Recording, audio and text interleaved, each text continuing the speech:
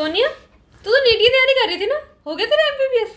हाँ यार, नीट की तैयारी कर तो रही थी पर एमबीबीएस नहीं हुआ है, बीएमएस कर रही हूँ। बीएमएस? अच्छा, वो आयुर्वेदा वाला? हाँ हाँ, आयुर्वेदिक डिग्री। पर उसमें तो कोई स्कोप ही नहीं है यार। ऐसा नहीं है यार, बहुत स्कोप है आयुर्वेदा में। बट मैंने तो सुना उसमें पेशेंट एक ही बार दवाई लेने आते हैं, फिर दवाई लेने नहीं आते, उन पे काम ही नहीं करती वो। ऐसा नहीं है। तूने कभी आयुर्वेदिक ट्रीटमेंट लिया है? नहीं। तो फिर तू कैसे कह सकती है? अरे मैंने तो जो सुना वो बता रही हूँ तुझे। ऐसे ही आपको भी लगता है कि बीएमएस में कोई स्कोप नहीं है? बीएमएस स्टूडेंट करते क्या हैं, क्या पढ़ाई होती है, कुछ भी? क्या आपको भी ये सारे डाउट हैं? तो चलो इसे क्लियर करते हैं। हेलो दोस्तों, welcome back to my channel. मैं सोनिया, बीएमएस सेकंड ईयर की स्टूडेंट। तो आज मैं आपको बताऊंगी कि मैंने बीएमएस क्यों चुना और बीएमएस चुनने के बाद मेरा एक्सपीरियंस कैसा रहा, बीएमएस और एमबीबीएस में से कौन ज़्यादा बेटर है, और बीएमएस का क्या स्कोप है, बीएमएस में मैक्सिमम स्टूडेंट कैसे अपने फ्यूचर में लैग कर जाते हैं। और ये वीडियो आई नो बहुत सी अच्छी वीडियो होंगी इस टॉपिक पर मैं इस वीडियो में अपना रियल एक्सपीरियंस, अपनी रियल थिंकिंग और थॉट आपके साथ शेयर करना चाहूँगी। हमारा पहला पॉइंट कि मैंने बीएमएस क्यों चुना। जैसे कि ज़्यादातर बच्चे, 90% से ज़्यादा बच्चे बीएमएस इसलिए चुनते हैं क्योंकि उन्हें एमबीबीएस नहीं मिलती है। और मेरा बीएमएस चुनने का एक रीज़न ये भी था कि मुझे एमबीबीएस नहीं मिली थी। और दूसरा रीज़न जो कि मुझे सबसे ज़्यादा मेरे लिए बड़ा लगता है कि मुझे अब नीट नहीं करनी थी। मैंने नीट के 3 अटैम्प्ट दिए थे, जिसके अकॉर्डिंग जब भी मैं ऐसे नीट कर रही थी तो मुझे ऐसा लग रहा था कि मेरी ज़िंदगी जैसे एक रुक सी गई है। मेरे सारे फ्रेंड्स अपनी ज़िंदगी में आगे बढ़ रहे हैं, कुछ ना कुछ कर रहे हैं, पर मैं जिसने सिर्फ अभी तक सिर्फ 12th ही पास करी है, जिसके पास अभी कोई डिग्री नहीं है, एक ज़िंदगी जैसे कि रुक सी गई है, कुछ आगे नहीं बढ़ रहा। ना मैं कॉलेज में हूँ, बस स्कूल पास आउट हुआ और समय गुजरता जा रहा है और इतने साल तक अभी तक मेरे पास सिर्फ 12th की ही डिग्री है। तो मुझे ऐसा लगा था कि बस अब स्टॉप हो जाना चाहिए और मुझे अपना आगे ध्यान देना चाहिए, आगे बढ़ना चाहिए, और मैंने बीएमएस को चुन लिया। तो सेकंड पॉइंट, बीएमएस लेने के बाद मेरा एक्सपीरियंस कैसा रहा। तो दोस्तों, मैं एनआईए जयपुर की स्टूडेंट हूँ और मैं इसमें बीएमएस की डिग्री कर रही हूँ। और सच बताऊँ ना, एनआईए आयुर्वेद के टॉप 3 कॉलेज में आता है और इसमें बहुत अच्छी बीएमएस की तैयारी होती है। और इसके मतलब इसमें पेशेंट फ्लो भी बहुत ज़्यादा है, तो आप बहुत कुछ सीख सकते हो। तो पहली बात हम इस पे जाते हैं कि जो बीएमएस के स्टूडेंट होते हैं उन्हें दोनों चीज़ें पढ़नी होती हैं, मॉडर्न और आयुर्वेदा।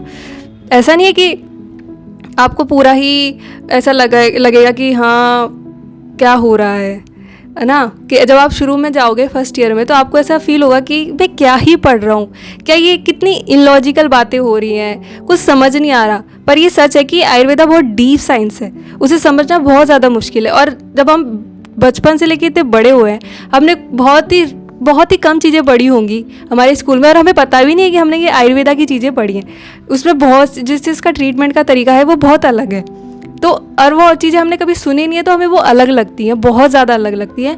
और मैंने जाना कि अगर आयुर्वेदा में मेहनत अच्छे से करी जाए, उनके कॉन्सेप्ट को डीपली समझा जाए, तो वो सच में काम करते हैं, इफ़ेक्टिव होते हैं। बहुत से ऐसे पेशेंट देखे मैंने कि जिनको एलोपैथी से आए हुए हैं, वो कि हाँ एलोपैथी सिस्टम ने उन्हें मना कर दिया कि हाँ ये ट्रीट हमसे नहीं होगा, अब आपको हम ट्रीट नहीं कर सकते। वो पेशेंट आयुर्वेदा के पास आते हैं और उनको आयुर्वेदा ट्रीट करता है, और मतलब उनमें बहुत ज़्यादा सुधार होता है, और बहुत बार तो वो पूरे कम्प्लीटली ठीक भी हो जाते हैं। तो लोग तब उस स्टेज में आके जब आयुर्वेदा से ट्रीट हो जा रहे हैं, तो वो पैथी कैसे ख़राब हो सकती है, इतनी कैसे लैक ऑफ नॉलेज हो सकती है। नहीं, बहुत अच्छी मैंने देखा, मैंने देखा हाँ ये चीज़ काम कर रही है।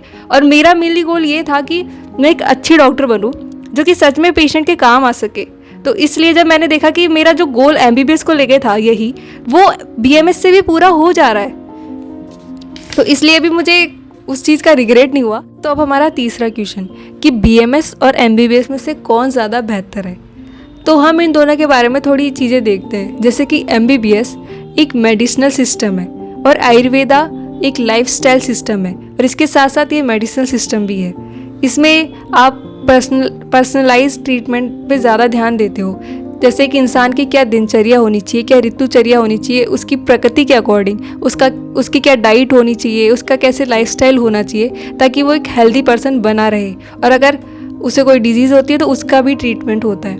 पर एलोपैथी में मेनली इस पे ज़्यादा ध्यान नहीं दिया जाता, पर आयुर्वेदा में इस पे बहुत अच्छे से ध्यान दिया जाता है। दूसरा ये है कि MBBS इमरजेंसी के लिए बहुत ज़्यादा अच्छा है। BMS में इमरजेंसी इतनी ज़्यादा अच्छी नहीं है, वो क्रॉनिक डिजीज़ के लिए ज़्यादा अच्छा है, लाइफस्टाइल डिसऑर्डर्स के लिए ज़्यादा अच्छा है, जैसे कि डायबिटीज़, थायराइड, इन सब के लिए वो बहुत ज़्यादा अच्छा है। स्किन डिजीज़ में भी आयुर्वेदा बहुत ज़्यादा हेल्पफुल होता है। कोई पैथी कंप्लीट नहीं होती, हर पैथी की कोई ना कोई कमियां होती हैं, और एक पेशेंट जिस पैथी से ठीक होता है वही पैथी उसके लिए सबसे अच्छी होती है। जैसे कि बहुत से पेशेंट होते हैं जो मॉडर्न से ट्रीट नहीं हो पाते, तो वो आयुर्वेदा से ट्रीट हो जाते हैं, और बहुत से पेशेंट होते हैं जो आयुर्वेदा और मॉडर्न दोनों से ट्रीट नहीं हो सकते, वो होम्योपैथी से ट्रीट हो जाते हैं, और या फिर वो अलग पैथियों से ट्रीट हो जाते हैं। तो हम किसी को कंपेयर नहीं कर सकते, क्योंकि हर पैथी के अपने एक पेशेंट होता है, वो उस चीज़ के लिए स्पेशल है।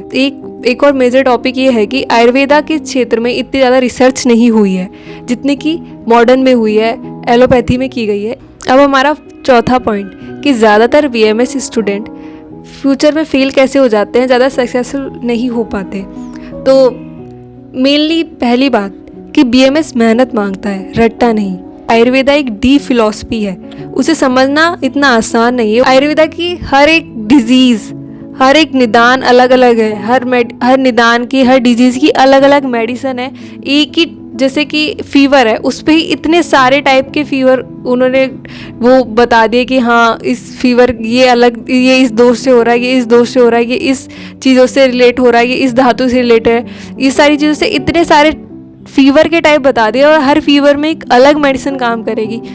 तो उसी अकॉर्डिंग अगर आप उसे अच्छे से डायग्नोस नहीं कर पाएंगे, अच्छे से ट्रीट नहीं कर पाएंगे, तो और फिर वो मेडिसिन काम नहीं करेंगी अच्छे से, और फिर ज़्यादातर पेशेंट क्या कहेंगे कि आपकी दवाइयाँ तो हमें काम ही नहीं कर रही, आपकी दवाइयाँ तो हमें लग ही नहीं रही।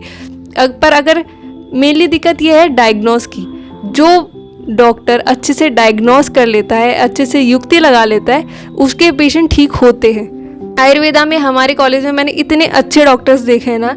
कुछ डॉक्टर्स तो ऐसे हैं जो कि जिनका हर पेशेंट ठीक होता है, हर पेशेंट, मतलब उनके पास जो आता है ना उसमें मतलब 90% 80% से ज़्यादा पेशेंट ठीक होते हैं, क्योंकि उनका डायग्नोस ज़्यादा अच्छा है, उनकी युक्ति बहुत अच्छी है। वो मतलब उन्होंने बस एक बार वो पहचान लिया कि हाँ यहाँ पर दिक्कत है, और उसकी मेडिसिन उन्हें दे दी, तो वो काम करती है।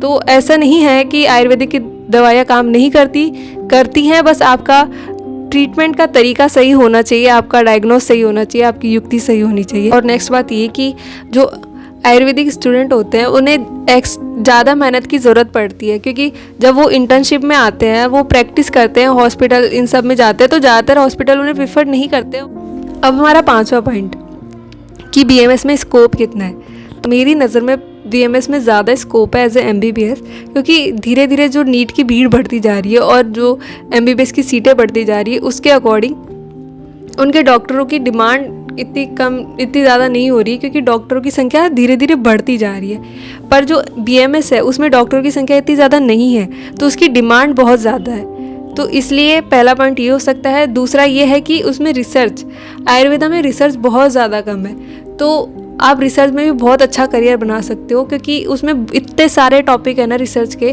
कि आप ऐसे देखोगे तो आप एक मतलब जो भी आप चीज़ें सीखते हो ना, उनमें इतनी रिसर्च की कमी है, तो आप कोई भी टॉपिक चुनकर रिसर्च कर सकते हो और उस पर उस चीज़ की रिसर्च हो सकती है, तो आप रिसर्च में बहुत अच्छा करियर बना सकते हो। एक होता है प्रोडक्ट, आयुर्वेदा के जो प्रोडक्ट्स हैं लोग उन पर बहुत ज़्यादा ट्रस्ट करते हैं, और एज ए वो बहुत ज़्यादा हेल्पफुल भी होते हैं, उनके ज़्यादा साइड इफ़ेक्ट्स भी नहीं होते, वो आपकी बॉडी को लेके फैमिलियर होते हैं। तो इसलिए आप उनके प्रोडक्ट मार्केटिंग में भी जा सकते हो, जैसे कि च्यवनप्राश जैसे प्रोडक्ट्स हैं बड़े बड़े, तो वैसे ही आप उसमें बहुत ईजीली सक्सेसफुल हो सकते हो। और टीचिंग में जा सकते हो आप, क्लिनिक में भी बहुत अच्छा स्कोप है आयुर्वेदा का। धीरे धीरे जैसे उसकी डिमांड बढ़ती जा रही है, लोग जैसे जैसे आयुर्वेदा के बारे में जान रहे हैं वैसे, और डिजिटल रूप में भी बहुत ज़्यादा हो रहा है, धीरे धीरे वो डिजिटल उसमें भी आ रहा है, तो आप उसके लिए भी उसमें बहुत ज़्यादा डिमांड है। पर ऐसा नहीं है कि लोग बोल रहे हैं कि BMS में कोई स्कोप नहीं है। BMS में मुझे ऐसे मैं देखती हूँ तो मुझे MBBS से ज़्यादा स्कोप लगता है BMS में, क्योंकि लोग उसे जानना चाहते हैं, उसे समझना चाहते हैं। तो जैसे ही आप जितना ज़्यादा लोगों के पास उसे पहुंचा पाओगे, लोग उतना ज़्यादा इंटरेस्ट होंगे, वो लोग उतना ज़्यादा आना चाहेंगे, क्योंकि लोग हेल्दी चीज़ें चाहते हैं, वो एक हेल्दी लाइफस्टाइल जीना चाहते हैं। थैंक यू सो मच, आपने मुझे यहाँ तक सुना, आपने यहाँ तक मेरी बातों को समझा होगा, और बहुत कुछ आपको सीखने को मिला होगा कि BMS के बारे में जानने को मिला होगा। तो थैंक यू सो मच, मिलते हैं दोबारा, सी यू लेटर।